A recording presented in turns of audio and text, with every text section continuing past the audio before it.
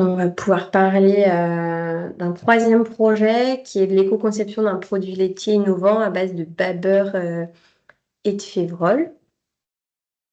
Donc, le contexte, c'est un projet interne, interunité, qui faisait intervenir les compétences de l'unité produits laitiers, innovation et environnement.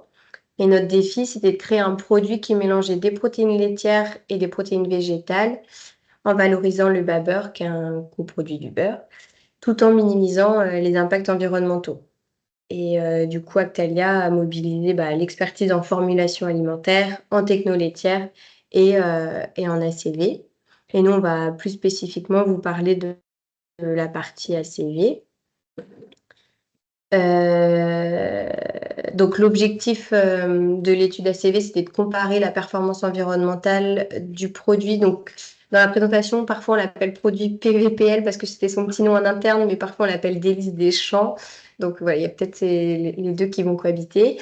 Donc le produit qui a été fabriqué avec des produits similaires qui ont été identifiés dans des études conso. Donc on va comparer ce produit à un yaourt, à du fromage blanc, à un dessert végétal ou à de la crème légère. On va aussi simuler plusieurs scénarios, donc notamment l'état d'ingrédients du babeur, si on l'utilise de manière liquide, poudre ou concentrée, ou encore des emballages où on va comparer différents scénarios de format et matériaux d'emballage. On va comparer la performance environnementale des produits en utilisant une allocation économique en remplacement de l'allocation matière sèche qui est recommandée par le DRIP FCR. Et on va comparer aussi la performance environnementale des produits en utilisant une unité fonctionnelle nutritionnelle qui est de la protéine. Et ensuite, on va répartir l'impact du cycle de vie du produit tout au long de sa chaîne de valeur. Donc, l'éco-conception de la recette. Donc, on avait une recette initiale qui, du coup, contenait du babeur, de l'eau, de la farine de févrole et des ferments lactiques. Et donc, la première chose qu'on a fait, c'est une ACV de cette recette-là. Et donc, sans grande surprise, la majorité des impacts provenaient de la poudre de babeur en termes de matière première. Et ensuite, pour 85% des impacts. Et ensuite, pour 6,5% des impacts, 6,5% des impacts provenaient du process de fabrication de la poudre de babeur. Il y a 6,3% de l'impact qui venait du process du yaourt et après le reste des impacts qui provenaient des transports ou de l'eau dans la recette. Sachant que là, ça prend pas ce qu'il y a en aval, donc il n'y a pas l'emballage ou l'éventuelle distribution Mmh. après usine. C'était uniquement pour l'éco-conception de la recette, ouais. Et alors, il n'était pas question de changer la matière première qui était du babeur. Le choix a été fait de rester sur du babeur dans ces concentrations-là pour avoir, en fait, ce qui était visé, c'était une certaine concentration en protéines, avec 50% de l'apport en protéines issu du babeur et 50% de la concentration en protéines issue de févrole. Donc, on ne pouvait pas toucher à la matière première babeur. Du coup, le deuxième poste d'impact, c'était le process de fabrication de ce babeur en poudre. Et donc là, nous, on est allé explorer différentes façons d'introduire le babeur dans cette recette. Donc, par exemple, d'utiliser un babeur liquide, sachant que si on utilisait un babeur liquide, on était obligé d'ajouter une portion de babeur en poudre parce que sinon, il y avait trop d'eau dans le produit fini. Donc ça, c'est en violet. Soit la recette initiale en bleu, on met que de la poudre de babeur. En orange foncé, on utilise du babeur qui est concentré par ultrafiltration. Et en orange pâle, un babeur qui est concentré par évaporation sous vide. Et du coup, on se rend compte que le moins impactant, ça reste un process concentré par ultrafiltration. Et le plus impactant, c'est le process de poudre. Mais quand on regarde à l'échelle de la recette, en fait, on se rend compte qu'il y a très peu d'écart entre la recette qui prend en compte le babeur poudre et la recette qui prend en compte le babeur concentré par ultrafiltration. Voilà, donc on est à 129 versus 125 micropoints en score unique. Ici, on regardait les différences significatives d'impact entre les deux recettes. Donc, quand il y a écrit NS, c'est que pour la catégorie d'impact, la différence n'est pas significative. Et quand il y a des petites étoiles, ça veut dire que c'est significatif. Donc, il y avait 3 catégories d'impact pour lesquelles c'était significatif. Mais ozone depletion, l'une des catégories d'impact, représentait moins de 1%, enfin contribuait à moins de 1% du score unique. Donc, on a décidé de ne pas s'attarder dessus. Et du coup, c'est vrai que quand on compare le Baber concentré par UF et le Baber poudre, on a des écarts de 3% pour la catégorie d'impact ionizing radiation. Cette catégorie d'impact, elle s'explique par le mix électrique qui est utilisé. Nous, on utilise un mix électrique français et le mix électrique, il est pour beaucoup fait à base de nucléaire et du coup, c'est pour ça que sur l'indicateur ionizing radiation, on a cet écart-là parce qu'on utilise plus d'électricité pour créer du vapeur en poudre que du vapeur concentré par ultrafiltration. Et pareil sur la catégorie resource use fossile, on est à moins 15% pour le vapeur concentré par UF. Effectivement, on utilise beaucoup moins de gaz naturel pour concentrer le vapeur par UF plutôt que d'aller jusqu'à l'étape poudre, gaz naturel qui est une ressource fossile. Ensuite, on a positionné le produit d'Élise Deschamps avec des produits similaires, notamment avec un dessert au soja, avec un yaourt nature, avec une crème allégée parce que lorsqu'on a présenté ça à des consommateurs, ils ont apparenté le produit d'Élise Deschamps à une sorte de topping ou alors à quelque chose enfin un ingrédient qu'on pouvait utiliser enfin, comme ingrédient dans des recettes. Donc on l'a comparé à de la crème. On l'a aussi comparé à du fromage blanc, sachant que les consommateurs l'apparentaient aussi à du fromage blanc gras. Donc, on l'a aussi comparé à un fromage blanc à 30% de matière grasse. Donc, on se rend compte que Délices Deschamps, voilà comment il se positionne en termes d'impact environnemental parmi ces différents produits. Donc, il est plus impactant qu'un dessert au soja, par exemple. Il est aussi impactant qu'un yaourt et moins impactant qu'un fromage blanc. Quand on regarde sur les 16 catégories d'impact, on se rend compte qu'il y a une variabilité importante sur l'ensemble des indicateurs et que le délit des champs va se positionner de temps en temps de manière plus impactante sur certains indicateurs et à d'autres moments moins impactants. Ici, là, je vous présente le délice des champs versus un dessert au soja. Donc, on voit qu'il y a un certain nombre d'indicateurs d'impact sur lesquels il y a une vraie différence significative. Et ces indicateurs, on les a classés en fonction de la différence significative qu'il y avait. Et donc, on voit que, par exemple, la différence est très importante sur l'eutrophisation, l'acidification et moins sur resource use ou ionizing radiation. Je ne vais pas rentrer dans le détail, mais on a fait exactement la même chose pour le fromage blanc pour comparer les indicateurs. Et ensuite, on a fait une approche économique. Ouais. Donc, on en a un peu parlé, ce qui est préconisé par le PEF notamment, donc par le cadre européen, enfin le DERIPEF, donc le guide méthodo du PEF spécifique aux produits laitiers, c'est d'effectuer des allocations à la matière sèche quand on a un process ou une usine qui va produire différents coproduits. Donc c'est une recommandation qu'on suit toujours et qui est aussi suivie dans Agribalis sur les produits laitiers. Cependant, la plupart des produits dans Agribalis, ils vont, eux, mettre en place une allocation économique. C'est-à-dire que différents coproduits issus d'une même chaîne de production ou par exemple d'un même animal, je pense au porc ou au canard, là, les impacts vont être alloués aux différents produits par rapport à leur valeur économique. Donc ça, c'est une allocation qui est faite sur les produits en conserve, donc les légumes en conserve, sur les poissons, sur les viandes, etc. Et donc, on a voulu tester ce que ça donnerait en termes de résultats si on mettait en place cette même allocation économique sur les produits laitiers.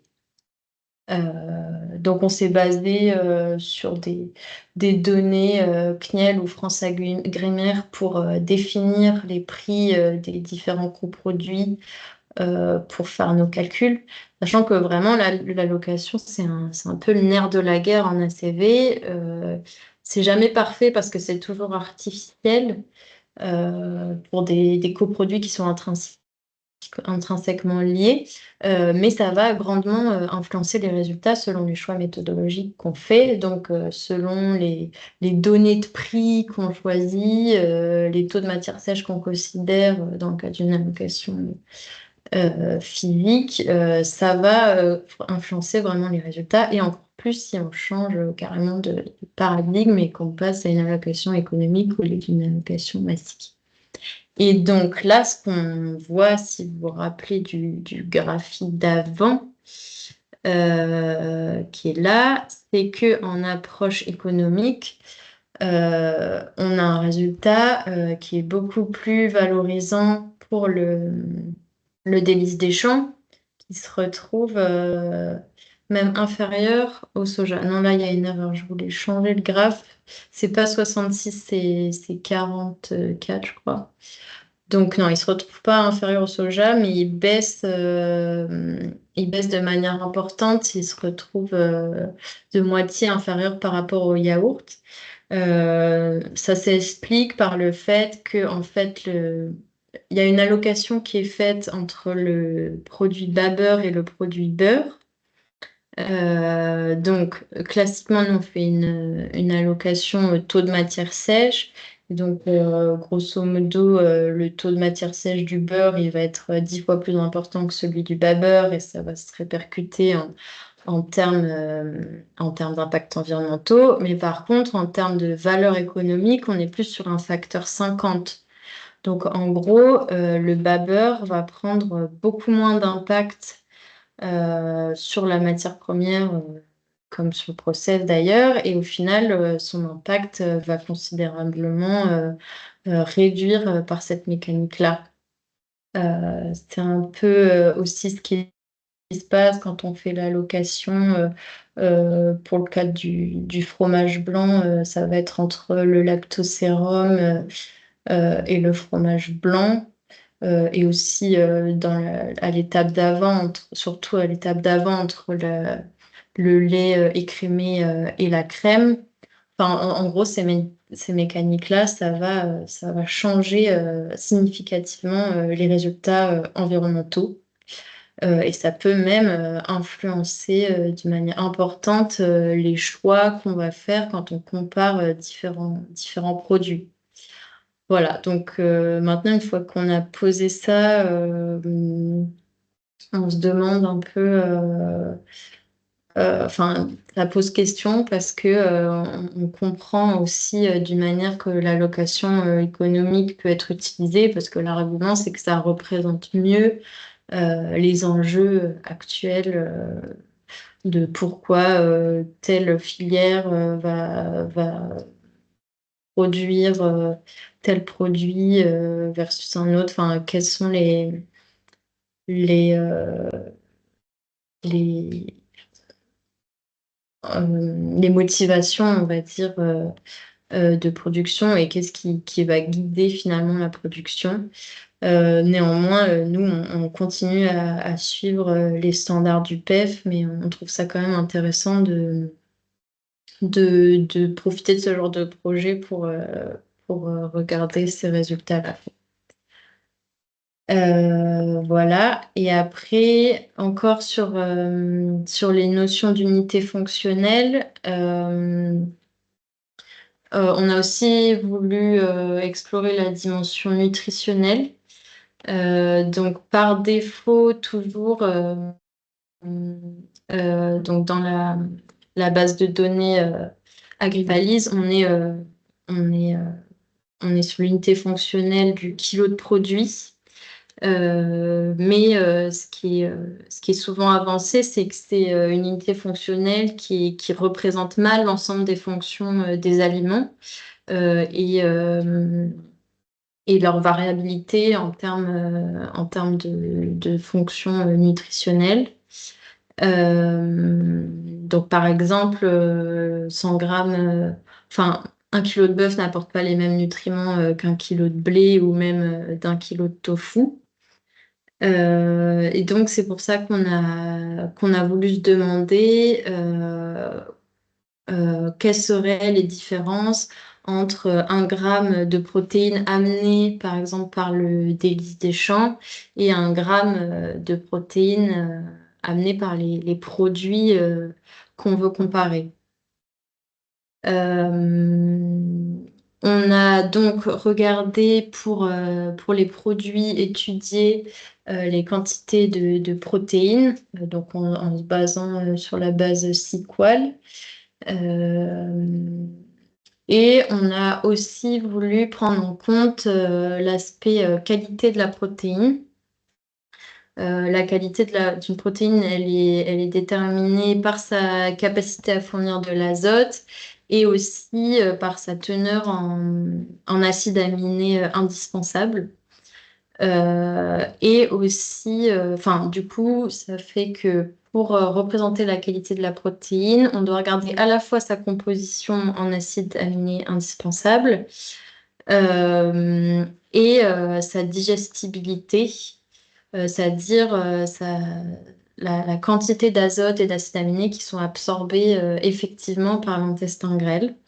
Et donc, selon les dernières recommandations de la FAO, c'est le score DIAS pour Digestibility of Indispensable Acides Aminés Score, donc le score de digestibilité des acides aminés indispensables. C'est le score qui est jugé le plus pertinent pour caractériser la qualité d'une protéine. Donc, on a ici les différents scores pour les protéines qui nous concernent. Et donc, avec ces éléments-là, on a évalué les protéines par kilo de produit pour nos différents produits avec la correction donc en multipliant par le score DIAS, donc pas seulement en prenant en compte la quantité de protéines, mais aussi en prenant en compte leur qualité. Et ensuite, ce qu'on a fait, c'est qu'on a juste divisé notre impact environnemental par la quantité de protéines pour, in fine, avoir les impacts pour l'apport d'1 gramme de protéines corrigées par le score DIAS par les différents produits. Donc là, on est en score unique. Ici, c'est un graphique où on ne voit pas grand-chose parce qu'on a laissé la crème. La crème, évidemment, elle a très peu de protéines. Donc, quand on divise par la quantité de protéines, elle est forcément désavantagée par rapport aux autres produits qui sont protéinés. Ce qu'on peut aussi noter avant de passer à la suite, c'est que les protéines laitières, c'est des protéines de haute qualité, donc elles ont un score DIAS qui est important, mais les protéines végétales qui sont connues pour être de moins bonne qualité, en l'occurrence le soja, il a quand même un score DIAS qui est assez important. Donc les recommandations de la FAO, c'est qu'au-dessus de 75%, on est sur des protéines de bonne qualité et au-dessus de 100%, des protéines de très haute qualité. 100%, c'est parce que le profil en acides aminés indispensables est très bon et qu'on a une synthèse protéique qui est excellente. C'est un score qui est non tronqué par rapport à d'autres scores existants. Et donc, si on enlève la crème pour y voir un peu plus clair, on a forcément les fromages blancs qui étaient les plus riches en protéines, qui se retrouvent plus avantagés que quand on regarde par kilo de produit. Et sinon, on a le dessert soja qui a un peu moins de protéines de qualité que les autres produits, qui se retrouve avec un peu plus, enfin, il y a un peu moins de différence par rapport à la version par kilo de produit. Mais voilà, ça donne encore une fois de nouvelles perspectives quand même sur les résultats sans changer complètement la donne non plus. Mais ici, le délice des champs se retrouve par gramme de protéines plus important que les fromages blancs. Et en revanche, un peu moindre que le yaourt. Néanmoins, on fait quand même un petit warning là-dessus, c'est que le choix de l'unité fonctionnelle, il a vraiment un sens que quand l'objectif d'un produit, c'est vraiment de répondre à une fonction nutritionnelle. Et donc ici, ça serait vraiment, c'est l'objectif du produit, c'était de fournir des protéines aux consommateurs, ce qui n'était pas le premier objectif visé dans ce cas-là, qui était plutôt c'était plutôt l'aspect plaisir qui était évoqué par les consommateurs. Euh, voilà pour cet aspect. Ça, je vais pas le développer. On a aussi étudié l'aspect emballage. En fait, on compare simplement plusieurs solutions et plusieurs formats d'emballage pour voir quels sont les plus intéressants d'un point de vue environnemental. Alors, celui qui ressort avec le moins d'impact, ce serait la brique type Tetra Pak d'1 kilo, qui permettrait de réduire l'impact de l'emballage de 60% par rapport au deuxième plus avantageux, qui est celui de la brique de 200 millilitres. Mais le format 1 kilo n'est pas vraiment adapté aux produits qui se consomment, qui a une durée de conservation assez courte et qui ne se consomment pas en grande quantité. Donc, ça serait plutôt, enfin, c'est juste pour dire qu'il faut aussi tenir compte de d'autres aspects et que en fait, mettre le produit dans une brique de 1 kilo, ça engendrerait certainement du gaspillage et ça serait contre-productif. Donc, on privilégierait quand même la brique de 200 grammes par rapport à d'autres solutions au format, comme par exemple des pots en PET ou même en verre qui auraient vraiment un impact significativement plus important. Et au final, pour prendre un petit peu de recul en regardant vraiment sur l'ensemble du cycle de vie du produit, on a environ 61% d'impact qui se situe vraiment sur la partie agricole, donc le lait, la production du lait, la production de la févrole. Un peu moins de 10% sur tous les aspects transfo, donc process et transport d'approvisionnement. L'emballage avec la brique de 200 millilitres, ça se situerait autour de 15%. Et après, on a les étapes de distribution pour la plateforme logistique et ensuite jusqu'au supermarché qui représentent chacune 7% de l'impact global et une toute petite partie pour le stockage réfrigéré chez le consommateur. Voilà, et juste pour conclure rapidement, donc l'objectif c'était vraiment d'utiliser et de valoriser un coproduit qui est le babeur et qui en plus a quand même un impact moindre que le lait, donc il y a quand même un intérêt à l'utiliser dans la recette. Le plus gros levier, ça serait de diminuer la part de babeur dans la recette pour par exemple augmenter la part de févrole. C'est là qu'on observerait vraiment des résultats plus importants, mais c'est pas ce qui a été voulu par les autres parties du projet. Et nous, les recommandations qu'on a fait, c'est donc, comme on a dit, sur la forme du babber utilisé pour jouer sur l'aspect process. Donc plutôt privilégier un ingrédient sous forme concentrée. La briquette de 200 millilitres comme emballage.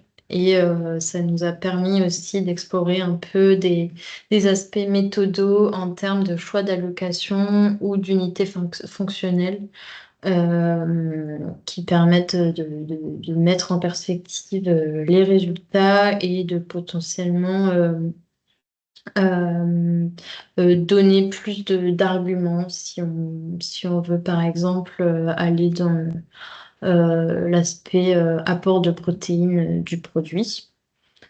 Euh, mais ça répondrait vraiment à un objectif affiché du produit, comme on l'a dit. Voilà pour ça. Je sais pas si vous avez des questions sur ce projet-là. On a pas. En remerciant, oui, donc, la région Nouvelle-Aquitaine pour le soutien dans la réalisation de ce webinaire.